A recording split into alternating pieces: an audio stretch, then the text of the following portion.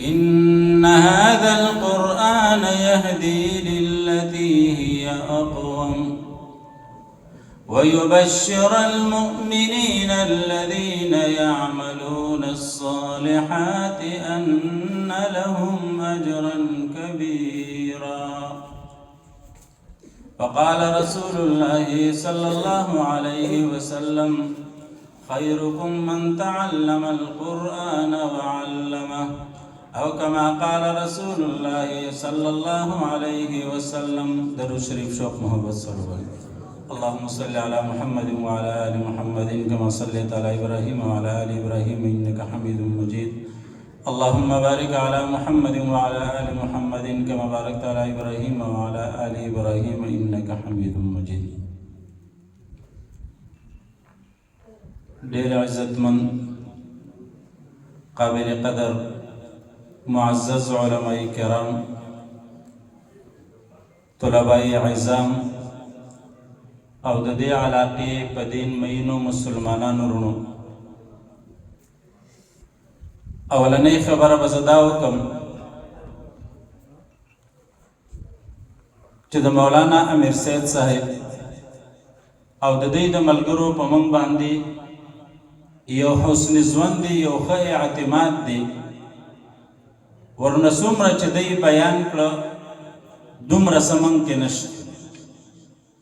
موږ کمزوري، الله رب العزت دی موږ د دې خلکو د هغه ښه ګمان مصداق وګرځوي. بهترینه اجتماع ده، علما را جمع شوي، طلبا را جمع شوي، عام مسلمانان د قرآن عظیم الشان په ختم کې محفل جوړ دی. عزتمندو، قرآن عظیم الشان د الله رب العزت بهترین کلام دی، د الله صفت دی، د الله رب العزت د ذات سره تعلق دی. دنیا ته الله رب العزت د خپلو بندگانو د هدایت دپاره یو بهترین سبب او بهترین رسی را لېږي. د الله رب العزت د طرف نه نازل شوی، الله رب العزت په باندې خپلو بندگانو ته لاره ښیي، او کومه لاره؟ هغه لاره چې کومه لاره الله رب العزت طرف ته ورغلې ده. دنیا کې ډېرې لارې دي، یو غټه لار چې اکثر خلک په هغې باندې روان وي هغه د شیطان لاره ده، او هغه په ظاهر کې ډېره ښکلې او مزېداره لاره ده. په هغې کې ظاهري خواږه هم شته، په هغې کې ګلونه هم شته، په هغې کې سهولتونه هم شته، خو رسېدلې جهنم ته د آخري سرې ډېر خراب دی. دویمه لار، غټه لار، د هدایت لار، چې بظاهر په هغې کې مشکلات ډېر دي، په هغې کې لوږې تندې هم شته، په هغې کې یخني ګرمي هم شته، په هغې کې ازغي هم شته، قسمه قسم تکالیف هم شته، خو د هغه لارې نتیجه او آخري سر چې دی هغه ډېر بهتر دی، چې هغه د الله رحمت دی، چې جنت ورته ویلی کېږي. قرآن عظیم الشان موږ ته دغه لاره راښایي چې کوم الله رب العزت طرف ته ورغلی. ان هذا القرآن یهدي للتي هي اقوم. الله رب العزت فرمای قرآن عظیم الشان هغه لارې طرف ته خلکو ته هدایت کی چې کومه لاره ډېره سیده ده، کومه لاره ډېره برابره ده، کومه لاره ډېره مناسبه ده. دا قرآن عظیم الشان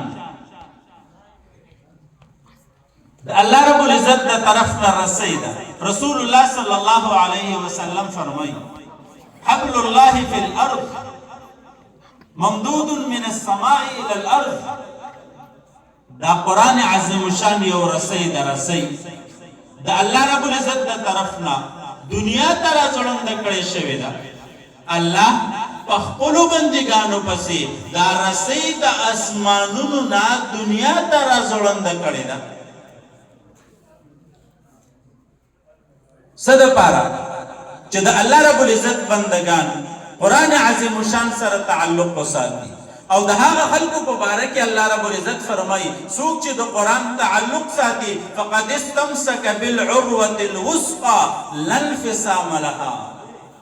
د قرآن پاک متعلقین، د قرآن پاک تعلق لرونکي خلک، د قرآن پاک زده کوونکي خلک، قرآن پاک باندې عمل کوونکي خلک.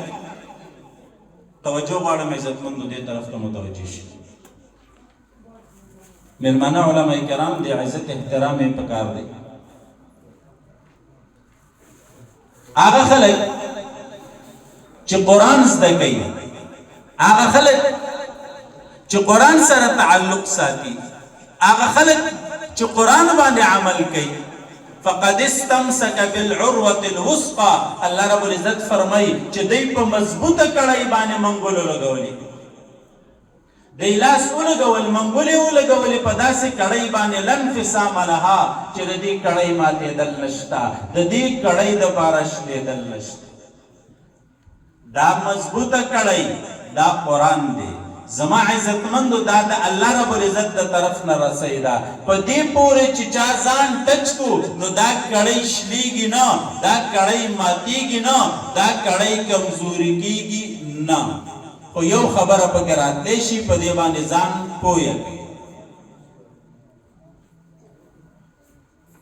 دا کړۍ مضبوطه کړۍ ده، دا شلېږي نه، دا ماتېږي نه، خو دا ګورې د لاس نه خلاصېږي. بس دا یو خبره پکې شته چې څوک په صحیح معنو سره قرآن پاک سره تعلق ونه لري، په صحیح طریقې سره قرآن پاک باندې عمل ونه کړي او دا قرآن پاک دا د مولا کتاب وګڼي، دا قرآن پاک دا د طالب کتاب وګڼي، دا قرآن پاک دا د تبلیغي کتاب وګڼي، دا قرآن پاک دا د حاجي صاحبانو کتاب وګڼي او دا وایي چې مړه قرآن بس مولا پوه شو کتابې پوه شه، یا طالب پوه شو کتابې پوه شه، خپل کتابې نه ګڼي، خپل مشعل راهي نه ګڼي، د خپل لارې هدایت ذریعې نه ګڼي. زما عزتمندو د هغه خلکو د لاس نه بیا دا کړۍ خلاصېږي، د هغه خلکو د لاس نه دا کړۍ خلاصېږي او د چا د لاس نه چې دا کړۍ خلاصه شوله یاد ولرئ دا کړۍ چې چا مضبوطه نیولي قرآن پاک هغه به الله رب العزت ته رسېږي، خو چې دا کړۍ د چا د لاس نه خلاصه شوه د هغه ځای بیا جهنم دی، بله لارې نشته. کړۍ به زمونږ او ستاسو په لاس کې مضبوطېږي څنګه چې موږ یې کلکه ونیسو، مضبوطې ونیسو، څنګه به مضبوطېږي؟ د مضبوطېدو دپاره زما عزتمندو اسانه طریقه موږ او تاسو به د قرآن پاک د زده کولو کوشش کوو. که چا تر اوسه پورې قرآن نه دی ویلی پکار دا ده چې دی قرآن شروع کړي او د قرآن د زده کولو کوشش وکړي. که چا قرآن پاک په ناظره باندې ویلی پکار دا ده چې دی قرآن پاک په ترجمې سره زده کړي. د روژې میاشت را روانه ده، علما کرام د قرآن پاک درسونه شروع کوي، ټول په هغې کې شرکت کوئ، کینئ قرآن پاک زده کوئ.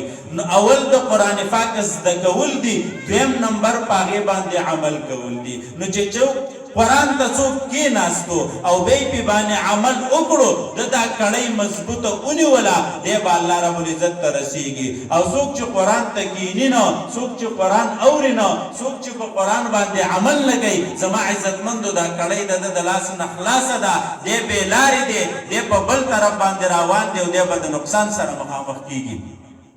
دا خو آیات مبارکه رسول الله صلی الله علیه وسلم فرمایي او ټول امت ته خطاب فرمایي، کوم چې موجود دي، کوم چې تر قیامته پورې راتلونکي دي، خیرکم من تعلم القرآن وعلمه. ای زما امتي واوره دا خبره، تاسو به ځان بهتر ګڼئ د دنیا په ډګرو باندې، تاسو به ځان بهتر ګڼئ د دنیا په پیسو باندې، تاسو به ځان بهتر ګڼئ د دنیا په عهدو باندې، تاسو به ځان بهتر ګڼئ د دنیا په قوم باندې، د دنیا په نسب باندې. رسول الله صلی الله علیه وسلم فرمایي بهتر په تاسو کې هغه سړی دی چې دی قرآن پاک زده کوي، دی قرآن پاک ته کښېني، دی قرآن پاک اوري، وعلمه قرآن پاک زده کوي او بیا نورو خلکو ته د دې تعلیم ورکوي. الله رب العزت دې موږ او تاسو په دغه بهترینو خلکو کې شمار کړي. الله رب العزت دې موږ او تاسو د قرآن پاک په خادمانو کې حساب کړي. واخر دعوانا الحمد لله رب العالمین.